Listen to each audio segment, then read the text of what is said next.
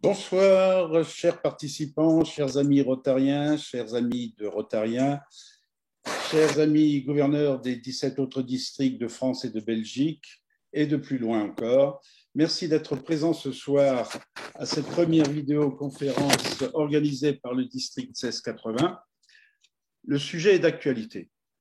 Il alimente depuis plus d'un an maintenant nos discussions et interfère dans notre quotidien.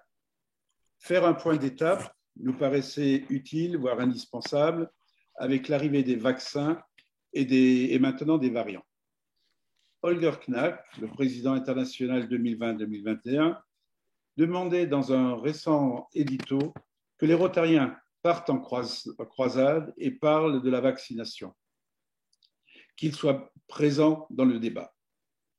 C'est ce que nous faisons ce soir avec le concours prestigieux d'une grande scientifique, professeure de virologie à la faculté de médecine de Strasbourg et chercheur ou chercheuse, si je le mets au féminin, qui, pour ses travaux, a eu les honneurs de nombreux plateaux de télévision, de la presse, et qui vient d'être honorée de la Légion d'honneur pour l'ensemble de ses travaux. Je veux parler de Madame Safira Fafi-Kremer, également rotarienne, qui va nous parler ce soir de la Covid-19, vaccination et variants, où en sommes-nous? Cette conférence sera suivie d'une discussion. Vous pouvez poser des questions via le chat. Notre modératrice Sandrine Hiller, qui est également la secrétaire du district, se fera un plaisir de les poser en votre nom à la conférencière à l'issue de son exposé. Pour la qualité de l'intervention et du son, je vous remercie de bien vouloir couper le micro si jamais il devait être branché et de ne pas intervenir en parole durant la conférence. Merci à vous et merci d'être présents. Et je passe la parole à notre conférencière, Samira Fafi-Kremer. À toi. Merci Jean-Marcel. Merci à notre gouverneur pour cette invitation. Je suis vraiment honorée de pouvoir présenter la première visioconférence du district. Et nous allons aborder ensemble deux sujets d'actualité qui sont les vaccins et les variants. Et on va aborder ensemble, tout de suite, on va commencer par, par voir l'histoire naturelle de la maladie. Donc, comme vous savez, ça fait maintenant 1 an que nous sommes face à cette pandémie de Covid-19. Cette maladie qui s'est développée sous différentes formes. On a vu qu'il y a une bonne partie de la population qui a développé des formes sévères, qui a nécessité une hospitalisation, une réanimation. Il y en a même qui sont morts de la Covid-19. D'autres ont développé des formes modérées et légères. Et même après, au fur et à mesure qu'on a avancé dans cette pandémie, on s'est rendu compte qu'il y a également beaucoup de personnes qui sont capables d'héberger le virus, de transmettre le virus, et sans pour cela ne développer aucun symptôme. Alors, voyons voir comment ça se passe dans notre organisme. Le virus, comme vous le savez, est transmis principalement par voie respiratoire. Il va infecter ici notre muqueuse nasale. Comme vous savez, un virus ne peut pas survivre à l'extérieur. Il doit absolument infecter une cellule pour pouvoir survivre. Et donc là, quand il va entrer dans notre muqueuse nasale, il va rapidement rechercher une cellule qu'il va pouvoir utiliser pour se reproduire. Donc les premières cellules qu'il va rencontrer, ce sont des cellules épithéliales de la muqueuse nasale. Il y a certaines personnes qui sont capables d'éliminer le virus dès cette étape-là. Et ce sont probablement les personnes asymptomatiques qui ne développent pas de symptômes. Et pourquoi? Parce que probablement qu'ils ont une réponse immunitaire, notamment la réponse qui est immédiate, qui est très efficace. Malheureusement, une bonne partie de la population va voir le virus aller jusqu'au poumon pour aller infecter les cellules pulmonaires.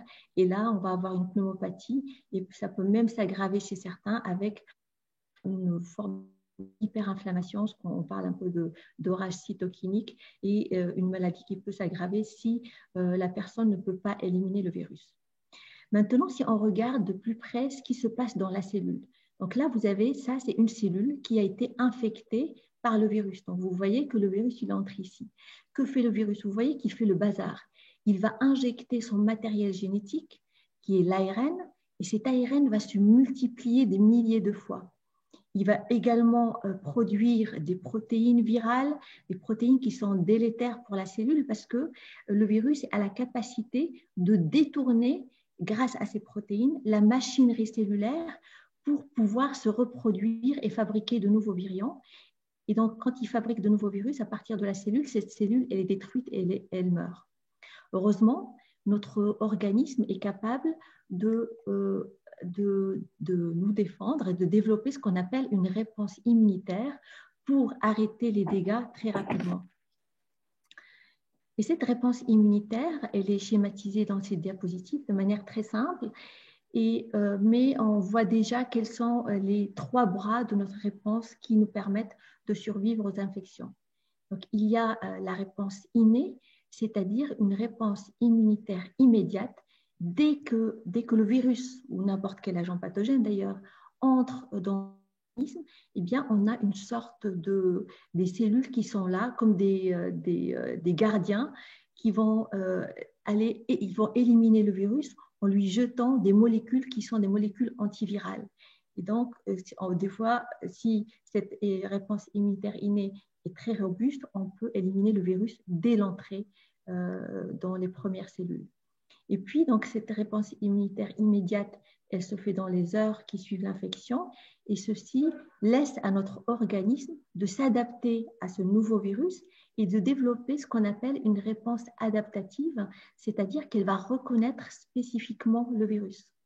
Et cette réponse adaptative, elle est aussi divisée en 2, de manière schématique.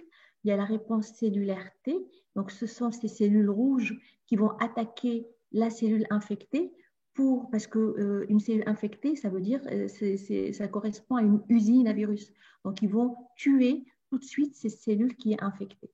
Et à côté de ça, il y a nos lymphocytes B qui vont produire des anticorps, ces anticorps qui vont reconnaître plusieurs parties du virus pour pouvoir l'éliminer. Donc, ils éliminent le virus.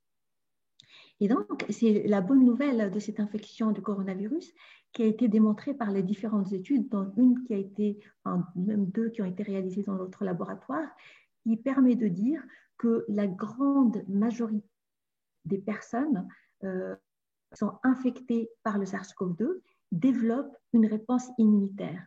Donc, ce que montre cette diapositive, c'est très simple. En fait, là, vous voyez que ici, vous avez la réponse humorale, c'est-à-dire la réponse anticorps, et ici, la réponse cellulaire T. Et là, toutes les personnes ici noires, ça veut dire qu'ils ont les 2 types de réponses complètes.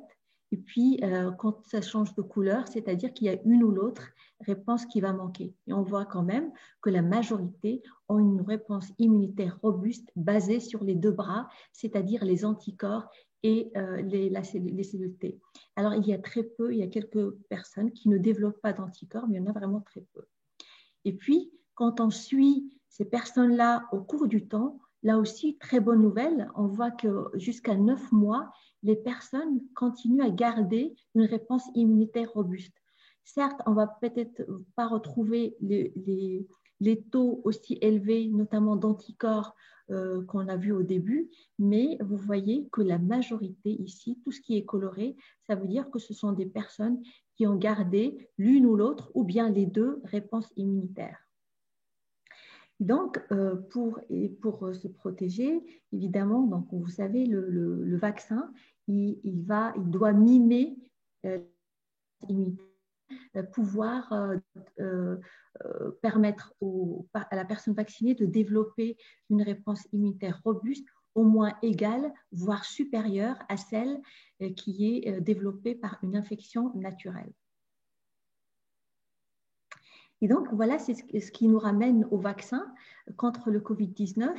Là, vous avez sur cette bande, ce sont tous les vaccins qui sont en cours de développement ou qui sont déjà en utilisation.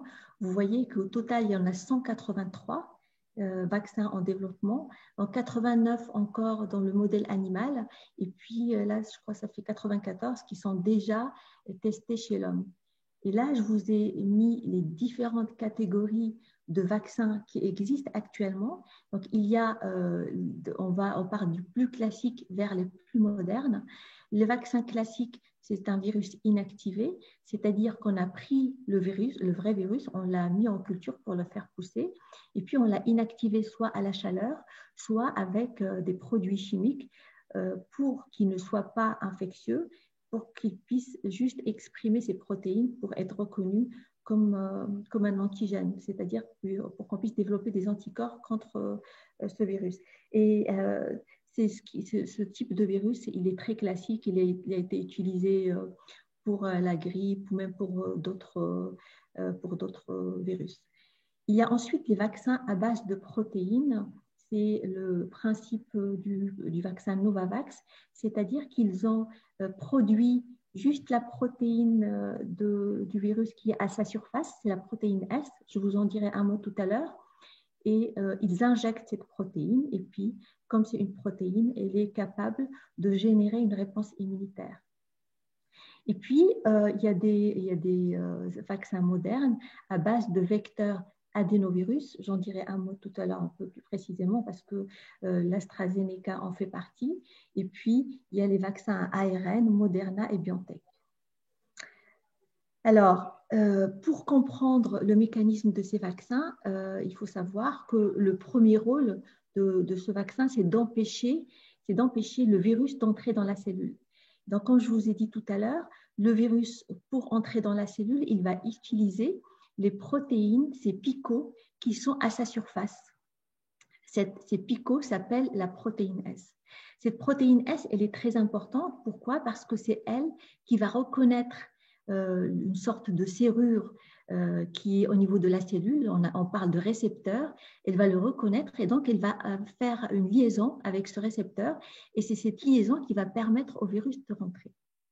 Donc, ça, pour que le vaccin puisse arrêter l'entrée du virus, donc l'infection, il doit empêcher cette interaction entre le récepteur et la protéine S. Et donc, c'est le rôle des anticorps qu'on va développer qui vont bloquer donc, cette protéine S et empêcher cette interaction de se faire. Et donc, le virus n'entre pas dans la cellule. Et justement, tous les vaccins actuels, que ce soit AstraZeneca, Pfizer, Moderna, Johnson & Johnson, Novavax, ils sont tous basés uniquement sur cette protéine S. Et donc, ça nous ramène aux vaccins à base d'ARN, donc Moderna ou Pfizer. Alors, quel est le principe de ce vaccin? Il est très simple.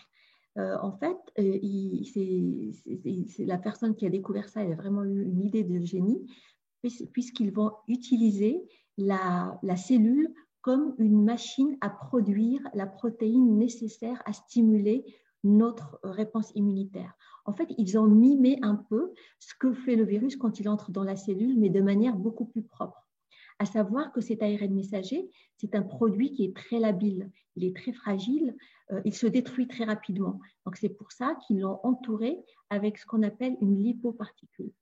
C'est une nanoparticule lipidique donc, qui protège cet ARN messager. On injecte le vaccin au niveau du deltoïde, cette lipoparticule va aller vers les cellules musculaires, les myocytes principalement, donc les cellules les plus proches, et elle va entrer comme un virus ferait, et elle va éjecter l'ARN messager, et cet ARN messager, lui, il code pour la protéine spike. Et donc, cet ARN messager va passer dans la machinerie cellulaire et on va avoir la production de ces protéines virales qui sont inoffensives parce que ce n'est pas un vrai virus qui va infecter la cellule. Ce sont juste des protéines qui vont pouvoir stimuler la réponse immunitaire. Et le fait d'avoir mimé un peu le virus fait que ce type de vaccin permet de donner une réponse immunitaire très robuste qui est basée sur à la fois la réponse cellulaire T, comme je vous ai dit tout à l'heure, et la réponse à base d'anticorps. Et ça, c'est très important. On verra ça tout à l'heure pourquoi.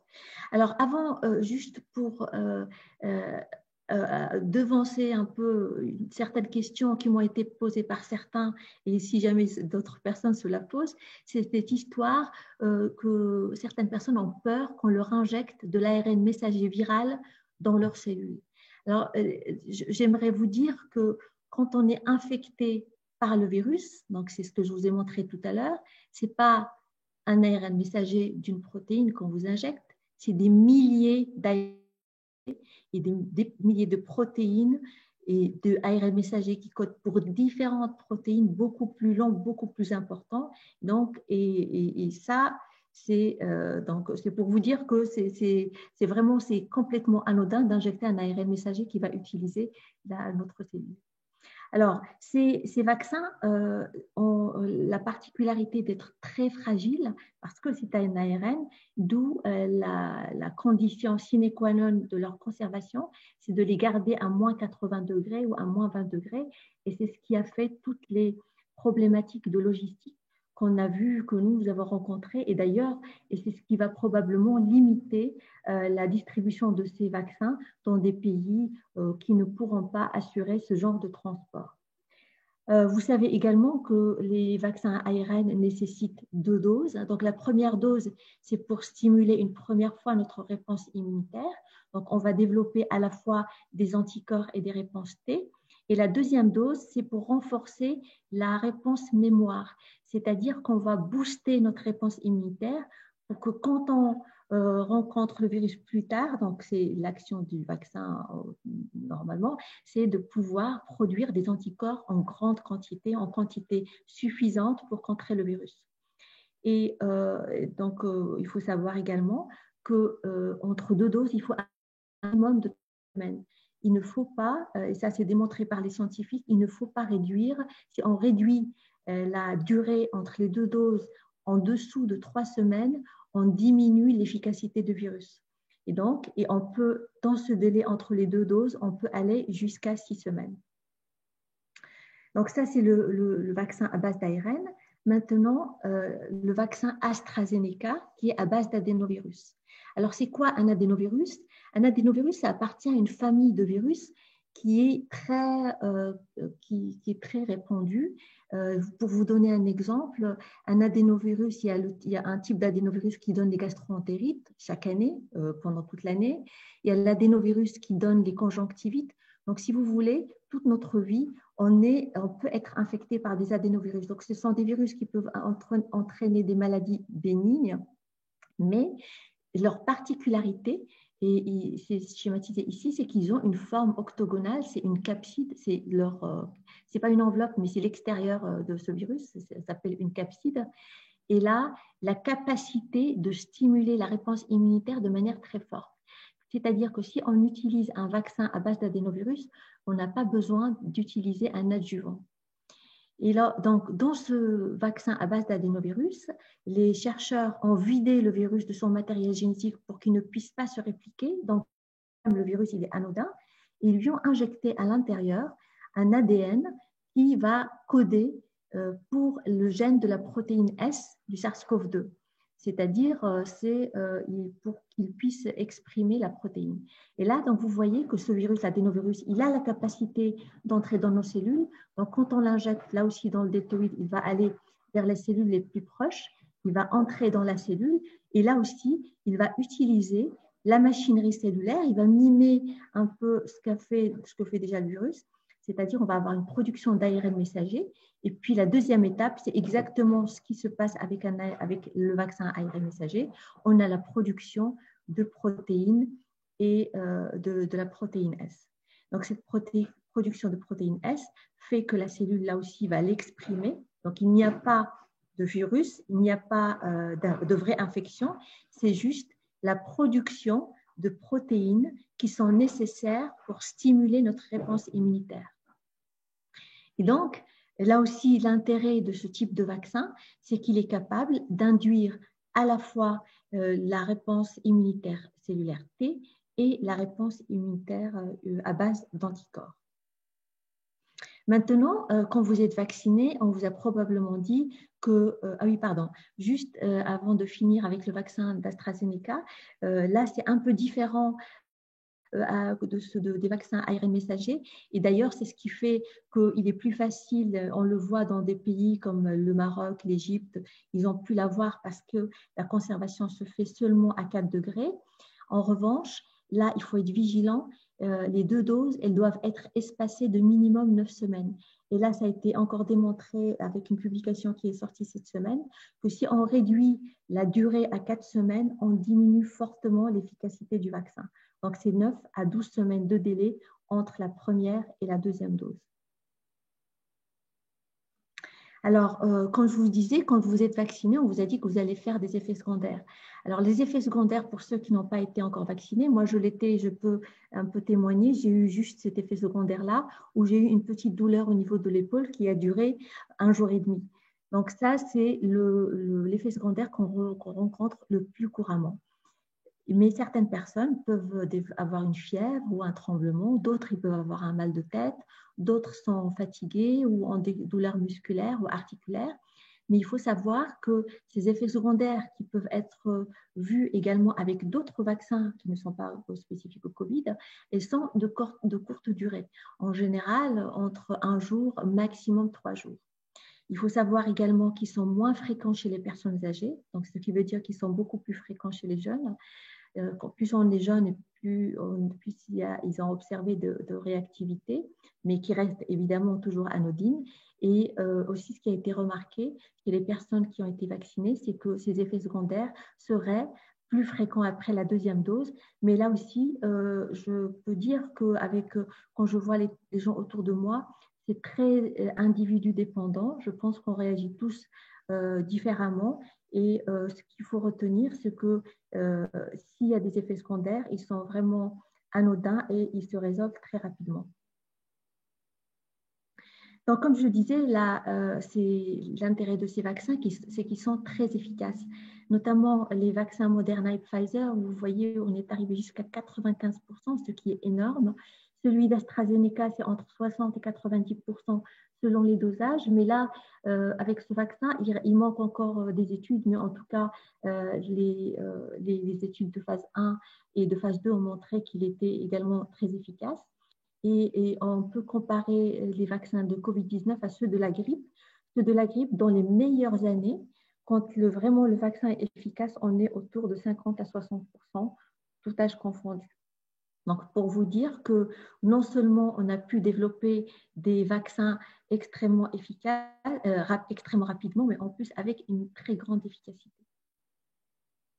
Maintenant, c'est avec donc, comme on dit tout à l'heure, l'intérêt pour pouvoir éradiquer, enfin on ne pourra jamais l'éradiquer, mais au moins pour limiter la propagation du virus, il faut que la population mondiale puisse être vaccinée par ce vaccin. Malheureusement, comme vous savez, tout le monde ne peut pas avoir, d'abord parce que le nombre de doses, on a vu, pour pouvoir donner autant de doses à tout le monde, c'est extrêmement difficile. Il faut pouvoir les produire, il faut pouvoir les transporter, etc. Heureusement, l'OMS, avec l'OMS, il y a le COVAX, c'est l'alliance COVAX qui travaille là-dessus et qui ont signé beaucoup de contrats pour pouvoir assurer aux pays qui ont un indice de développement humain beaucoup plus faible, pour qu'eux aussi puissent avoir accès aux vaccins à des prix abordables et qui puissent aussi assurer la logistique chez eux. Et là, c'est un article de Economist qui est sorti, alors en fait, il est sorti hier, mais il était en ligne hier, mais c'est pour demain. C'est 13 février 2021. En fait, ces données-là, ils ont montré, cette carte montre le nombre de doses qui ont été commandées le 10 février 2021. Et plus c'est bleu, donc dans les pays bleus, vous voyez, ce sont souvent les pays les plus riches, de gris à bleu, ce sont les pays qui ont plus qu'un surplus de doses par rapport à leur population. En revanche, les pays qui sont foncés orange ici, c'est ceux qui ont un déficit, soit n'ont pas du tout de vaccin ou on a un déficit. Mais quand on regarde tout ça, eh bien, c'est très facile de voir que s'il y a une distribution équitable et si les pays riches peuvent donner le surplus de doses, on pourra probablement vacciner tout le monde. Alors, donc, jusque-là, c'était avec toutes ces données, tout le monde voyait commencer à voir le bout du tunnel avec cette pandémie. On était très contents jusqu'à ce que une autre nouvelle nous tombe sur la tête. C'est la nouvelle des variants du SARS-CoV-2. Alors, c'est quoi que veulent dire ces variants de SARS-CoV-2? Un variant de SARS-CoV-2, ce n'est rien d'autre qu'un autre virus qui est un petit peu changé par rapport au virus initial. Je m'explique. Le virus, je prends le virus de SARS-CoV-2, comme d'autres virus, normalement, quand ils se multiplient, ils évoluent au cours du temps. Il y a des changements qui apparaissent dans leur génome. Des changements qui sont dus à des erreurs que leur organisme fait quand il multiplie leur génome. Ces erreurs sont en général corrigées, mais il y a des erreurs qui échappent à cette correction. Et puis, ces erreurs-là, c'est ce qu'on peut appeler ça, ce sont des mutations. Il y a des mutations qui apparaissent et disparaissent, souvent parce qu'elles sont délétères au virus. Et puis, il y a des mutations qui apparaissent et puis qui vont persister, et souvent parce qu'elles persistent, parce qu'elles confèrent un avantage au virus. Et c'est le cas du variant anglais et du variant sud-africain. Donc, qu'est-ce que je vous ai montré dans cette diapositive? Donc là, vous avez le virus ici. Vous vous souvenez avec ces picots qui sont la protéine S. Donc, vous avez bien compris, on s'intéresse beaucoup à la protéine S parce que, comme je vous ai dit, c'est la principale protéine, c'est la protéine qui est utilisée par le virus pour entrer dans la cellule et surtout, c'est la principale cible des anticorps et notamment des vaccins. Donc là, j'ai agrandi ici, ce picot-là, c'est exactement celui-là. Donc ça, c'est la protéine S du virus d'origine. Et puis, donc, quand on la compare avec le variant anglais d'abord, on voit que la protéine S du variant anglais a accumulé des mutations, de nombreuses mutations. Alors, elles sont plus ou moins importantes, mais la plus importante, c'est celle-là. Vous allez probablement en entendre beaucoup parler, la N501Y. Et puis, le Sud-Africain, lui aussi, il a développé encore plus de mutations par rapport au variant anglais. Donc, il a non seulement la 501, mais il y en a d'autres, et notamment la 484. Donc, ce sont des mutations importantes. Alors, pourquoi on s'intéresse principalement à ces mutations? Et vous avez probablement entendu parler de PCR de criblage. Maintenant, le ministère de la Santé nous demande pour chaque patient positif pour le SARS-CoV-2 de faire un criblage pour voir si c'est un variant anglais ou si c'est un variant sud-africain. Alors, pourquoi faire ce criblage? Bien, tout simplement parce qu'on s'inquiète un petit peu par rapport à ces virus. Alors, si on regarde d'abord le variant anglais. Donc, le variant anglais, si vous voulez, donc je vous ai dit qu'il a cette mutation N501. Pourquoi elle a persisté? Parce qu'elle confère confère un avantage et notamment, donc elle va augmenter la liaison. Vous voyez ici, on a une augmentation de la liaison avec le récepteur. Elle va optimiser la fixation entre la protéine S et le récepteur, et donc ça va optimiser son entrée dans la cellule, et c'est ce qui fait, on pense que c'est probablement lié à cette meilleure interaction avec le récepteur cellulaire, que le virus se transmet plus facilement, donc il est plus contagieux. Donc ça, et c'est pour ça que dans certains pays, on a vu une augmentation de l'incidence du virus parce qu'il y avait une propagation de ce variant anglais.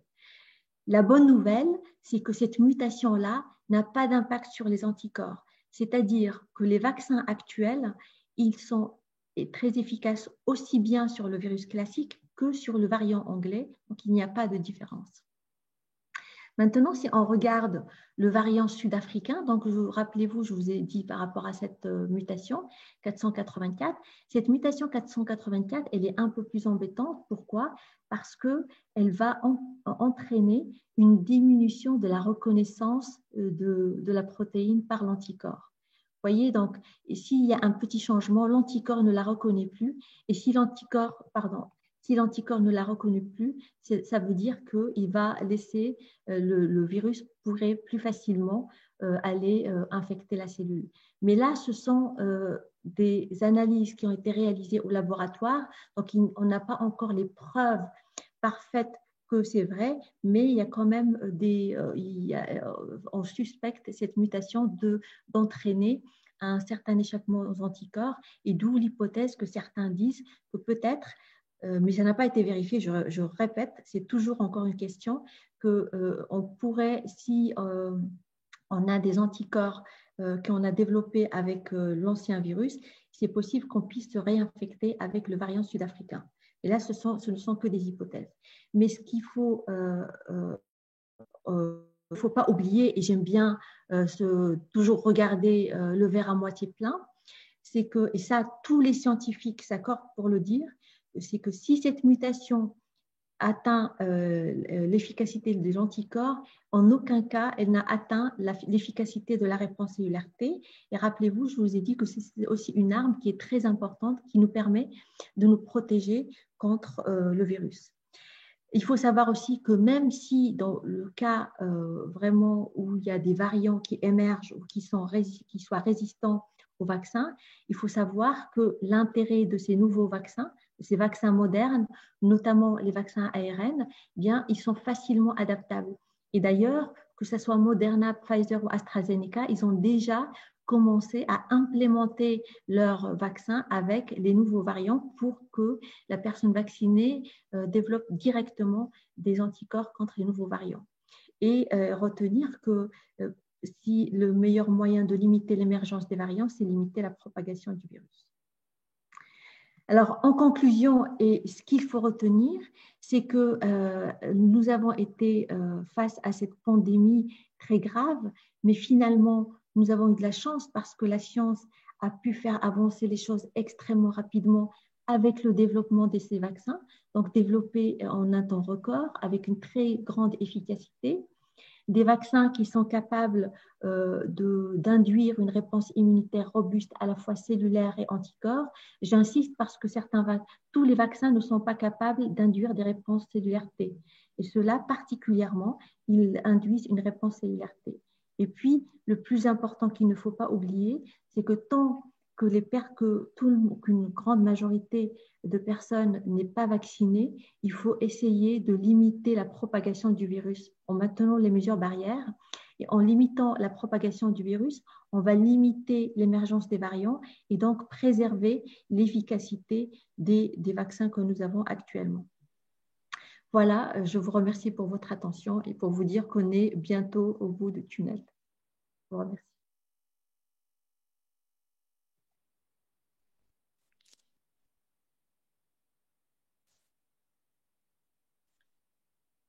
On ne t'entend pas, Jean-Marcel.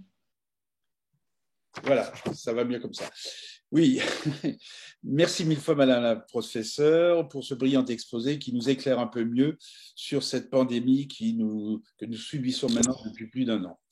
L'éclairage de le nouvel éclairage qui nous est donné nous permettra probablement, et au plus grand nombre en tout cas, de nous faire une opinion un peu plus construite sur ce qui nous attend. C'était un exposé extrêmement pédagogique, très clair. Je pense que nous avons tous bien pu suivre cette évolution depuis le début jusqu'à cette période où nous vivons maintenant les variants. Je crois que je vais laisser la parole à notre modératrice, Sandrine, qui a certainement déjà un certain nombre de questions. Sandrine, si tu veux bien les poser à notre conférencière, nous en prenons une douzaine pour commencer et on verra où ça nous mène après en termes de temps. Je suis persuadé qu'il y en a en pagaille. Il y en a beaucoup. Il y en a beaucoup. Merci Jean-Marcel. Merci Samira pour ta conférence. Tu t'attendais évidemment à avoir des questions. Eh bien oui, je te confirme qu'on en a pas mal. Alors, j'essaye de les classer. Je vais commencer par la toute première. Faut-il se faire vacciner dès que possible ou attendre d'avoir un peu de recul? Et je précise que la personne qui te pose cette question est âgée de 65 ans. Je pense que dès qu'on a l'occasion, il faut absolument se faire vacciner. C'est vraiment très important parce qu'on sait qu'une personne vaccinée est différente d'une personne naïve qui n'a jamais rencontré le virus. Et là, une personne vaccinée, elle s'évite de faire une forme sévère ou une forme grave de la maladie. Donc, il faut absolument se faire vacciner. Alors, justement, si on a eu la maladie, si on a eu le Covid, est-ce qu'il faut néanmoins se faire vacciner? Et là, j'ai une question. Est-ce que dans ce cas, si on se fait vacciner, est-ce qu'une seule injection ne serait pas nécessaire?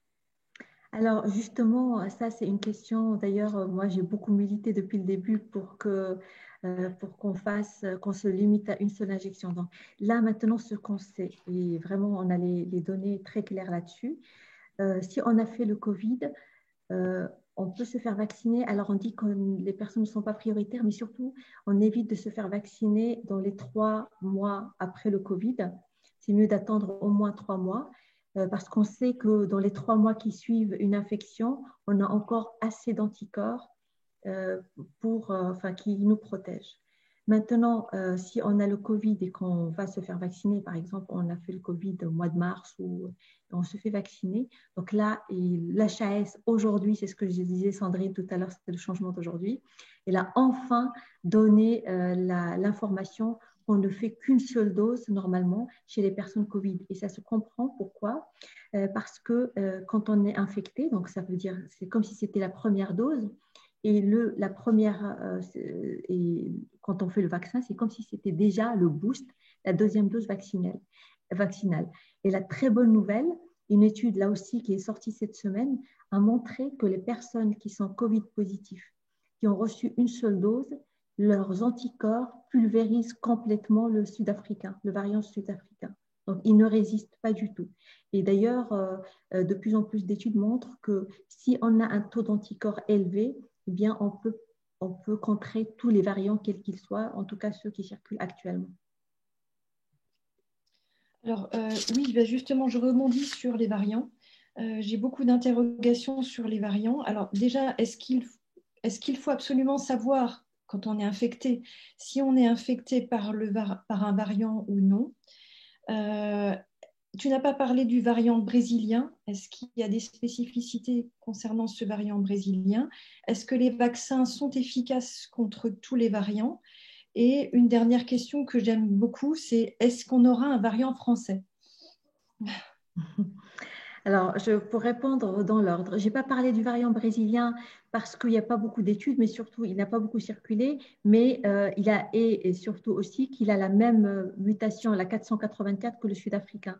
Il est assez équivalent, donc l'impact qu'aurait le sud-africain on l'aurait aussi pour le brésilien. Donc, la deuxième question, est-ce qu'il faut savoir si on a le variant ou pas? Et ça, c'est mon propre avis qui n'est pas du tout le même avis d'ailleurs de la DGS, je pense. C'est que moi, je ne pense pas qu'on soit obligé, que c'est vraiment une perte de temps et d'énergie de cribler les variants après pour tous les positifs. Ça n'a pas de sens parce que les variants existent déjà. Ce qu'il faut, et on ne peut pas prendre une stratégie spécifique variant.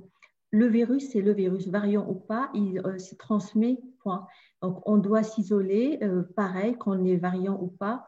On doit prendre les mêmes précautions, prendre les mêmes mesures barrières. Donc, ça, c'est une chose. Donc, franchement, je pense, à mon avis, j'espère aussi que ça va tomber très bientôt, qu'ils vont arrêter de faire ces recherches de variants inutiles. La recherche de variants, elle est utile uniquement pour l'épidémiologie, pour savoir qu'est-ce qui circule. Et ce serait intéressant éventuellement pour les vaccins, pour leur dire voilà ce qui circule, il faut réadapter votre vaccin, comme ce qu'on fait pour la grippe d'ailleurs. On séquence les virus de la grippe pour voir ce qui circule, pour réadapter les vaccins à chaque fois. Ensuite, du coup, maintenant je ne me souviens plus, c'était Est-ce qu'il y aura un variant français? Ah oui, alors les variants anglais, sud-africains, etc. Ça, je pense, d'ailleurs, le président de l'Afrique du Sud, il a presque porté plainte, qui ne comprend pas pourquoi on l'appelle sud-africain. En fait, c'est pas, on dit anglais, sud-africain, par rapport au premier patient chez qui on a découvert le virus. C'est juste ça, le variant. Mais nous, on fait des séquençages des positifs et on a découvert pas mal de variants, qu'on pourrait aussi appeler variants français d'ailleurs. Donc, ce n'est pas vraiment, en fait, c'est juste les virus qui circulent, il y a plusieurs variants et ce n'est pas lié à un pays spécifique. Merci Samira. Alors, concernant justement la fabrication des vaccins, il y a un interlocuteur qui a réagi sur le fait qu'on se retrouve finalement dépendant des pays qui ont réussi à produire un vaccin, tels que les États-Unis, la Chine, la Russie. Et il s'interroge sur le fait que l'Union européenne n'ait pas pu engendrer une production de vaccins. Et d'autre part, j'ai une question qui est similaire et qui dit pourquoi aucun labo français n'a été capable de développer un tel vaccin? Est-ce que tu peux nous apporter ton avis là-dessus? Alors, c'est une question très politique. En fait, je pense, il y a des laboratoires qui ont développé des vaccins, des startups, mais ce qu'il y a, c'est qu'ils n'ont pas été financés directement par la France. Ils ont été financés par d'autres pays ou d'autres fonds d'industrie pharmaceutique d'autres pays. Et donc, ils sont liés aux financeurs et non pas au pays. Et nous n'avons pas eu la chance, malheureusement. On a eu 2 échecs en France avec les vaccins. D'abord, un où il y a eu des problèmes de dosage qu'ils sont en train de refaire avec Sanofi. Et puis un autre qui a été abandonné, c'est celui qui est à base de la rougeole parce qu'ils ont découvert qu'il n'induisait pas une bonne réponse immunitaire. Et là, je pense que c'est à la fois la malchance et en même temps, c'est que malheureusement, il n'y a pas eu, vous savez tous, que les financements de la recherche ont fortement baissé ces dernières années. Et j'espère qu'en France, on va prendre ça comme leçon et qu'on aura un peu plus de financement pour la recherche. Maintenant, l'Europe, je pense qu'ils sont en train de se battre pour garder un peu la main sur certains vaccins. Mais comme je vous ai dit, c'est devenu maintenant une guerre politique plus... tout est devenu intriqué et malheureusement, c'est les politiques qui gèrent d'ailleurs. Alors tu as parlé des effets secondaires des vaccins en général. Est-ce que certains vaccins engendrent plus d'effets secondaires que d'autres? Alors, ce qu'on observe, effectivement, alors, selon le principe sur lequel est basé le vaccin, on peut avoir plus ou moins d'effets secondaires. Les études de phase 1 ont montré que les vaccins à base d'adénovirus type AstraZeneca donneraient un peu plus d'effets secondaires. Ça veut dire quoi, un peu plus d'effets secondaires? C'est-à-dire qu'on aura plus de personnes, par exemple, qui feraient de la fièvre ou qui auraient des douleurs au niveau du bras que par rapport à un autre vaccin, le vaccin ARN messager, il y a un peu moins d'effets secondaires. Et comment on explique la différence de conditionnement et de conservation des vaccins, puisque les ARN messagers se conservent à moins 80 degrés? Pourquoi moins 80 pour ceux-là et 4 degrés pour les autres vaccins, par exemple? Oui, parce que l'ARN, c'est ceux qui font, probablement, qui font la recherche, que ce soit l'ADN ou l'ARN, le matériel génétique, il est très fragile, surtout l'ARN. Si on le met à une température, même moins 20, des fois c'est limite, il ne faut pas le garder longtemps à moins 20, il se dégrade. Du coup, sa qualité n'est plus la même. Alors que l'adénovirus, les vaccins AstraZeneca, c'est un virus. Vous le laissez à plus 4 sans aucun problème, mais il résiste du moment qu'il est dans un milieu où il est stable, il n'y a pas de souci.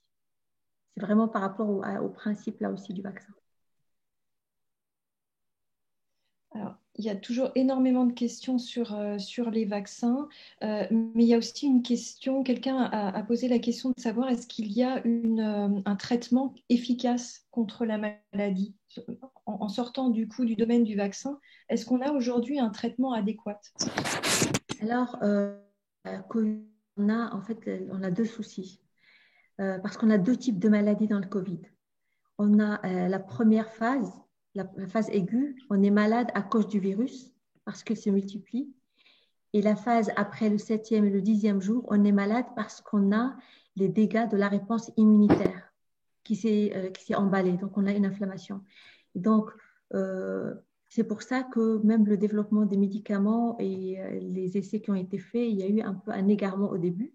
Mais maintenant, on sait qu'il y a des anticorps monoclonaux, c'est-à-dire des anticorps qui sont dirigés contre une partie spécifique du virus qui existe. C'est ce que Trump avait eu, si vous vous souvenez, régénérants. Si on les donne très tôt dans la phase aiguë de l'infection, là, on peut arrêter l'infection et là, ça peut être efficace. Si on les donne après 7 jours, ça ne sert à rien. C'est ça d'une part. D'autre part, ce qu'on sait qui marche, mais pour les formes sévères, et là, donc, c'est pour diminuer ou moduler la réponse, l'inflammation, on donne la cortisone. On voit que maintenant, en donnant la cortisone aux patients qui sont hospitalisés, on va limiter leur départ en réanimation. Et du coup, donc ça, c'est un bénéfice. Maintenant, pour parler d'une molécule antivirale spécifique directement contre le virus, il y a eu le remdesivir. Malheureusement, il n'est pas efficace. Le remdesivir, c'était une molécule qui était, qui était censée inhiber la réplication du virus et n'est pas efficace.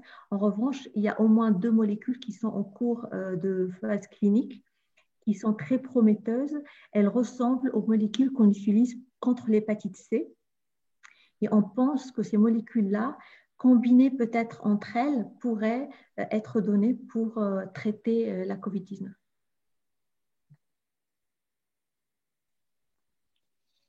Alors, est-ce qu'il y a des possibilités de booster son immunité en prenant de la vitamine D, par exemple, ou du zinc? C'est vrai qu'on a beaucoup entendu parler de la vitamine D à un moment. Est-ce que ça sert à quelque chose? Alors, la vitamine D, c'est très important, ça on le sait, et là, elle est impliquée dans le processus de la réponse immunitaire, ça c'est sûr. Et c'est vrai qu'en Alsace, ou même enfin, maintenant dans tout l'Est de la France, on a très peu d'ensoleillement, notamment l'hiver, et on est, enfin, d'après les études, on dit qu'on est tous déficitaires en vitamine D. Quand on est déficitaire, on est plus fragile pour notre immunité, pas seulement pour le Covid, mais pour tout. Et c'est pour ça qu'on dit que normalement, les adultes, ils devraient prendre au minimum une ampoule de vitamine D tous les 6 mois, voire tous les 3 mois. Et même, j'ai vu le pédiatre la dernière fois, il m'a dit pour les enfants, il faudrait une ampoule de vitamine D par mois pour toutes les personnes qui sont à l'Est. Donc la vitamine D, c'est vraiment, ça a été démontré, elle est très bien. Maintenant, le zinc aussi, tout ce qui est oligo-éléments, c'est toujours très bon pour la santé.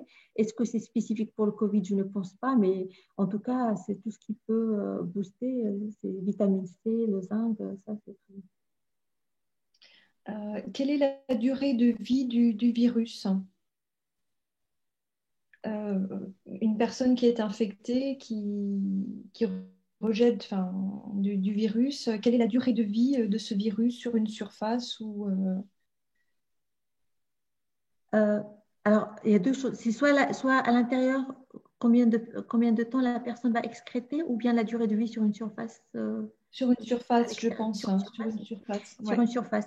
Alors là aussi, alors, les données sont un peu contradictoires, mais je peux dire que nous, on a fait l'expérience dans notre laboratoire plusieurs fois, dans le laboratoire P3, avec du vrai virus qui provient de sécrétions nasales de personnes infectées avec une forte charge virale de virus.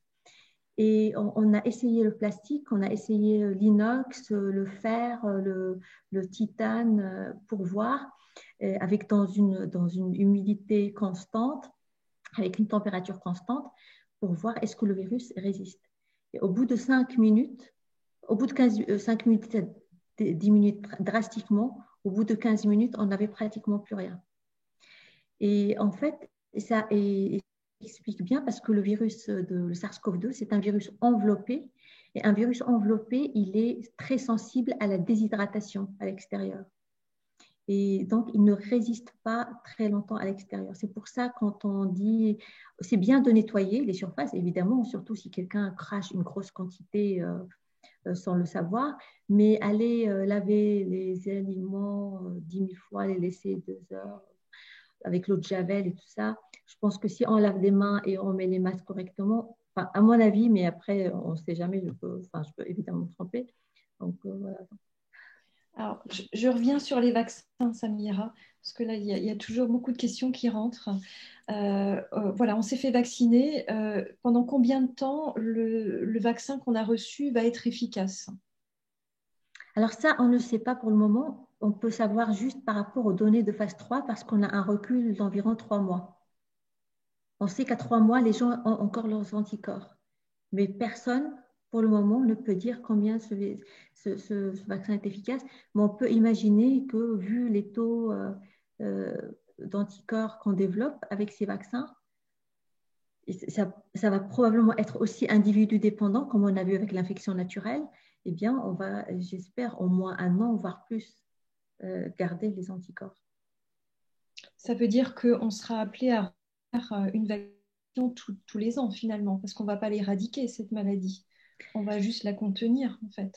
L'éradiquer, ça c'est sûr. Alors, on pense que le virus, ce virus-là, qui fait partie de la même famille des autres coronavirus responsables de rhume, quand tous les adultes l'auront rencontré au moins une fois, soit par le vaccin, soit par l'infection naturelle, on aura développé une immunité qui va faire que très peu de personnes vont faire une infection sévère.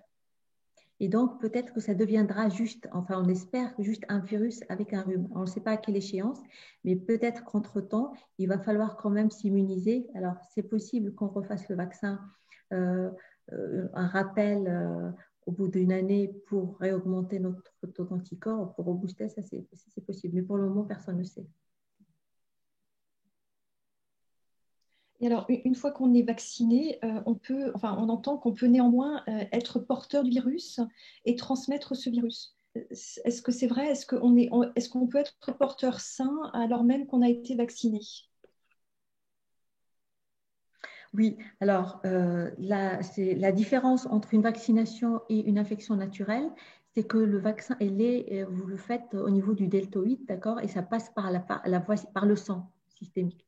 Donc, il n'y a pas eu de passage de virus ici au niveau de la muqueuse nasale pour que votre corps développe assez d'anticorps ici, ça s'appelle des IgA, qui puissent contrer le virus tout de suite.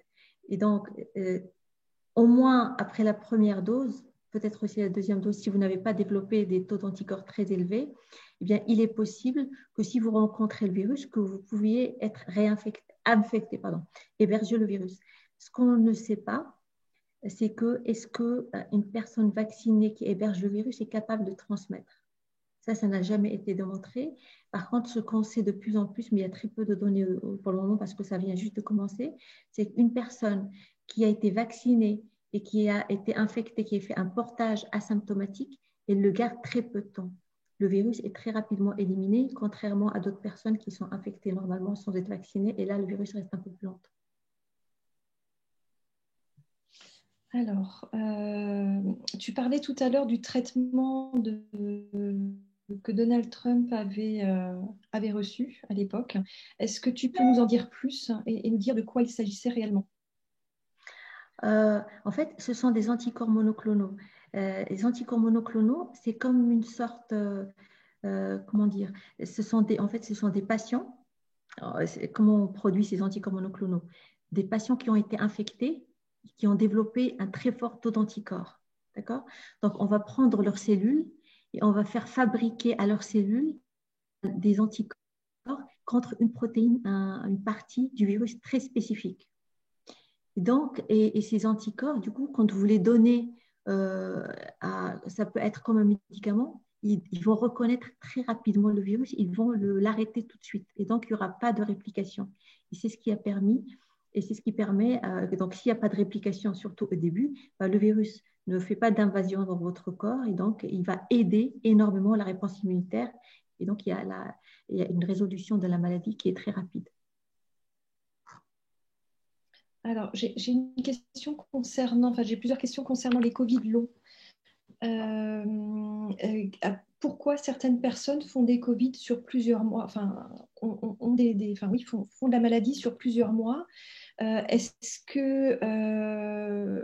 qu'ils vont être plus immunisés que d'autres à l'issue de leur maladie? Ça, très bonne question. Est-ce qu'ils sont immunisés? On ne sait pas. C'est vrai qu'on est en train de suivre des Covid lents. Personne ne sait encore pourquoi il y a des Covid lents. En tout cas, pour le moment, mais on a très peu de patients, il n'y a pas de différence dans leur réponse immunitaire. On ne voit pas plus de taux d'anticorps, on a même dosé la réponse cellulaire T, elle n'est pas plus importante que les autres. Pas encore exactement est-ce que c'est une forme d'auto-immunité, mais dans le Covid long, il y a plusieurs formes. Il y a des formes qui sont vraiment liées, par exemple, à une anosmie, à une disparition de l'odorat qui est prolongée. Certains ils vont avoir plutôt une fatigue psychologique, d'autres vont avoir des atteintes neurologiques. C'est très, très disparate. Et pour le moment, personne ne connaît encore le mécanisme de ces Covid longs.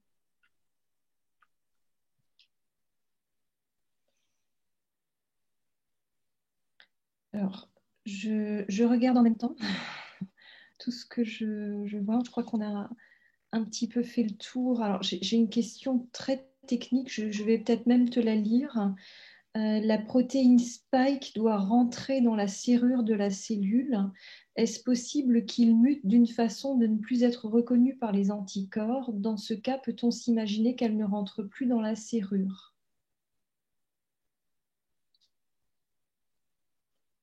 Tu as coupé le micro, C'est Samia. très bon, ouais. Oui, c'est une très très bonne remarque, effectivement.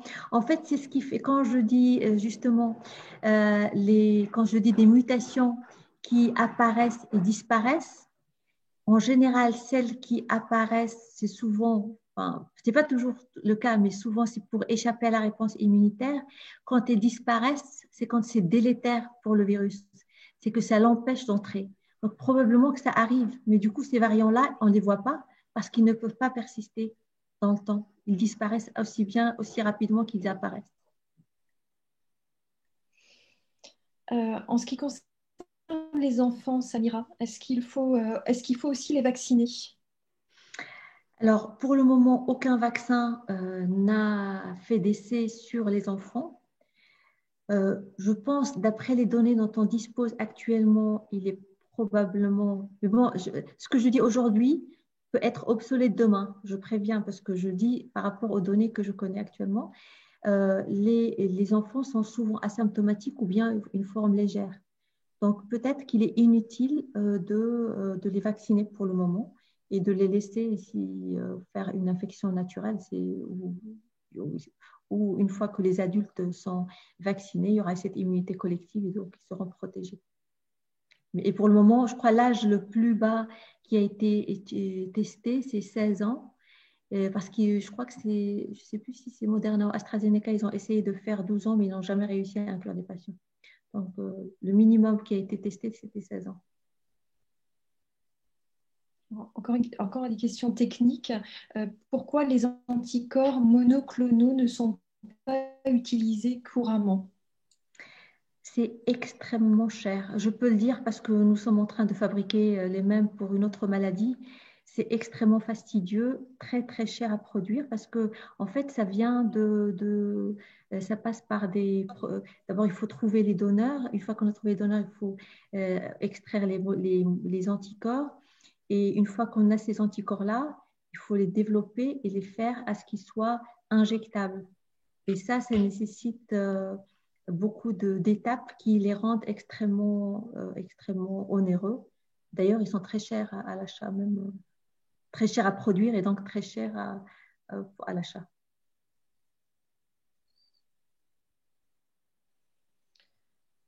Je crois qu'on a fait un petit peu le tour. Enfin, on en a encore beaucoup des questions, mais après, c'est un petit peu toujours les mêmes sujets. Donc, Bien, bah écoute, merci Sandrine pour avoir fait un peu cette synthèse, d'avoir regroupé les questions par grandes catégories. Surtout un grand merci à Samira. Moi, je voudrais juste rebondir, j'aurais encore une petite question, mais tu y as déjà répondu partiellement. Peut-on espérer prochainement un médicament un peu moins cher et qui aurait le même effet sur ce virus? Oui, c'est ce que je disais. Alors, moins cher, c'est relatif, ça, je ne sais pas. Mais moins cher que les anticorps monoclonaux, probablement, parce que ce sera une molécule. Mais c'est en cours, vraiment. Moi, je ne peux pas dire le nom parce que c'est encore, pour ne pas faire de la publicité. En plus, je crois que ce n'est pas encore complètement euh, diffusé. Mais on a vu des résultats d'une molécule qui a l'air très efficace, qui peut être donnée et d'ailleurs qui n'a pas beaucoup d'effets secondaires, enfin un peu comme les molécules qu'on donne contre l'hépatite C. Écoute, merci beaucoup. Les amis, nous avons été près de 270-275 personnes présentes ce soir. C'est une très belle performance pour une première visioconférence organisée par le district. Je tenais donc encore une fois remercier vivement notre conférencière pour la clarté de son propos. J'ai énormément de SMS qui m'arrivent, qui te remercient, qui te félicitent pour le côté pédagogique de cet exposé. Très clair, mais je l'avais déjà dit tout à l'heure. Alors, les questions étaient nombreuses. le sujet et la conférencière, je viens de dire, extrêmement de très grande qualité. Alors, au nom de tous les présents, merci. Il ne me reste plus qu'à vous remercier toutes et tous de votre présence ce soir et de vous annoncer une deuxième visioconférence qui se tiendra le 26 février avec projection d'un film qui portera également sur un sujet brûlant d'actualité. Vous aurez l'information dans la semaine qui vient, avec également un débat organisé par 2 juristes. Voilà. Et une toute dernière information, je sais que parmi nous ce soir, il y a des non-rotariens. Si ces non-rotariens sont intéressés de rejoindre le Rotary, une façon extrêmement simple de le faire, je vais vous donner une adresse mail, contactez-nous, c'est d1680@orange.fr. Je répète, d1680@orange.fr. Merci à tout le monde de votre présence ce soir. Merci encore à la conférencière. Merci à Sandrine pour son excellent travail de modératrice. Et je vous dis à très bientôt. Bonne soirée à tous. Merci. Au revoir. Et merci. Merci.